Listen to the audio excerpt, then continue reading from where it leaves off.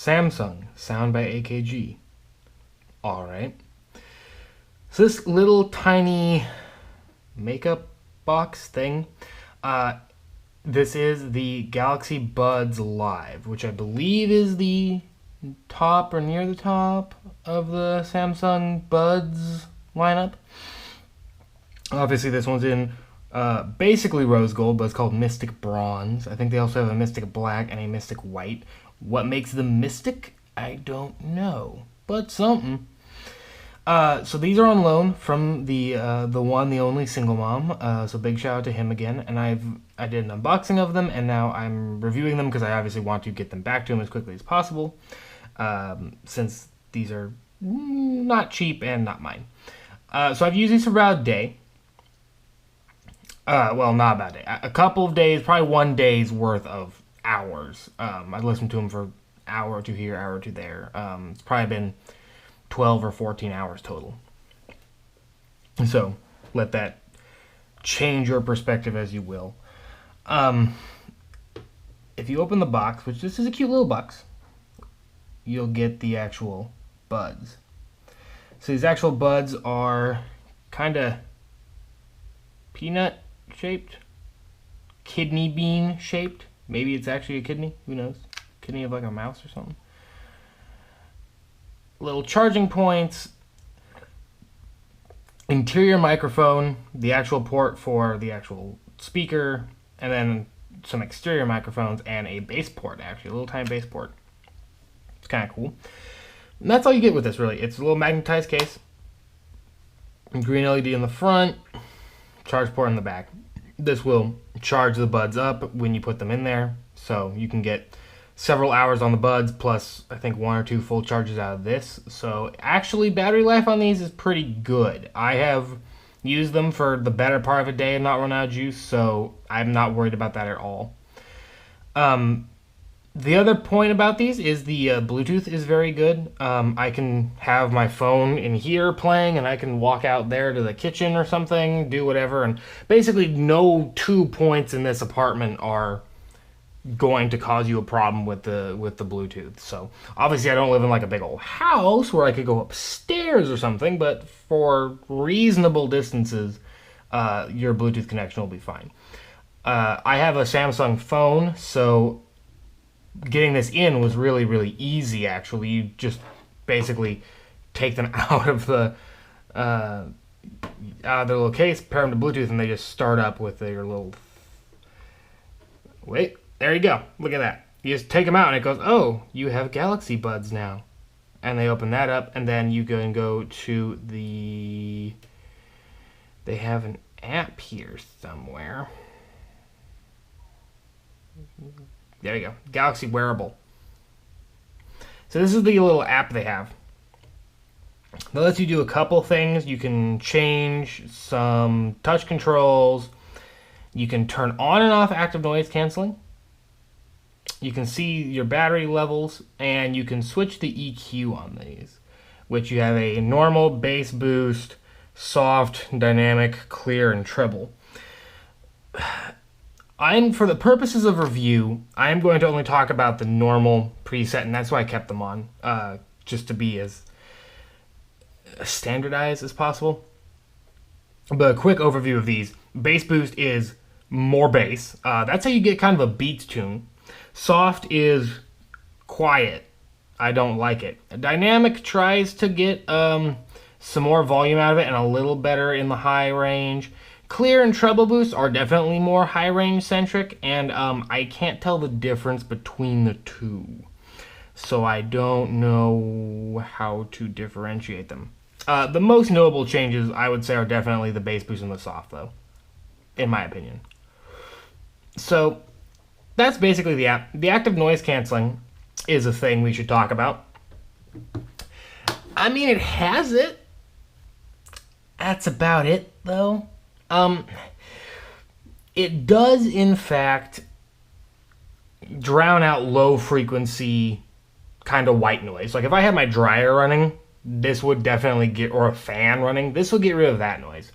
But anything above that at all is not taken care of. So, you know, anyone speaking or clapping or something, that comes through, which seems fine. If I'm I have a friend in front of me and we're talking, I'll hear them just fine. It won't block that out. However, there's some other things it picks up that's weird. Like if I walk, I can kind of hear a shh shh shh. It just feels weird because I can hear my almost hear my feet like hitting the carpet. I don't like that. So it does have the active noise canceling. It's just not very good active noise canceling. If you're looking for something to have active noise canceling, like you want to go on planes, Bose Quiet Comforts, Sony 1000s, those are way, way better. Like just and also cheap. There's an MPOW couple headphones I've heard are pretty good. I've known some people with them that like them, so maybe recommendation. I haven't used them myself, but just as a suggestion, you could look into that on your own accord. Quiet Comforts and Sony's I have both used myself and recommend. These, besides all those features and the bad part of that kind of noise canceling, they look weird. That's the only other negative I really have from them. They look like kidneys, and that's a little strange. I gotta say, it's a little strange. But they're very comfortable. They don't weigh a lot. They fit in my ears very well, and they don't really fall out even if I'm trying to do some like moderate exercise with them. Like you can kind of run around and stuff, do some push-ups, some lifting, and these don't fall out. So honestly, I don't like earbuds. I don't like things in my ear very much, so I have very few of them. But these, I wouldn't mind having in my ear for several hours. These are actually the most comfortable I've ever had. I don't know what it is about this weird kidney shape, but definitely good. So last but not least, of course, we're going to talk about sound. Sound on these is surprisingly good, actually. It's not audiophile, I would say. It's not an audiophile experience because they're definitely not neutral on their normal tune. They're not neutral. They're definitely bass-centric. They're a little, kind of that like happy EQ. Because I'm sure there's some DSP going on in here. Of course there has to be. That's how they have equalizers work. I'm pretty sure these have a 12mm driver with a little bass port. So they do have some natural bass to it, but I'm sure there's a little bit of tweaking there. The bass is relatively clear. It goes pretty low. It's not bad bass. It is definitely just the center point of it. So don't expect an audiophile experience out of this. If you're trying to get something for an audiophile experience, go with real headphones, something open back, plugged into an amp, probably something more neutral. That said, you can put on like that treble or clear and you get a little bit better, a little bit lower bass, a little better treble. It's still a little V'd, I would say. So like the mids are where it really suffers. The bass is definitely the high point. Highs are the second best because it does get pretty detailed, and the mids are what suffer. They're imperfect, but they're not bad, but they're definitely ignored compared to the other two. The soundstage is laughable. It's non-existent on these. They really do. These live inside of your head exclusively. So do not, even, you have to put on something that really tries to push the soundstage, and even then you don't really get more than a couple millimeters past the actual buds themselves. So everything happens inside of your head. That said, they have very good imaging, good resolution, and good depth. So it's not the worst thing in the world. You do still definitely get this right and left separation. It's just in a very confined space. But all in all, the sound is very clean, very clear. I haven't heard any ringing on these. And obviously, neutral curve versus the other EQs. If you liked the other EQs, of course, you could use them, and that would, not dramatically, but with a definitely notable difference, change the audio qualities that these have. Now, obviously, that's DSPing, and a lot of people would be upset about this because that's, fixing issues. It isn't the drivers being better.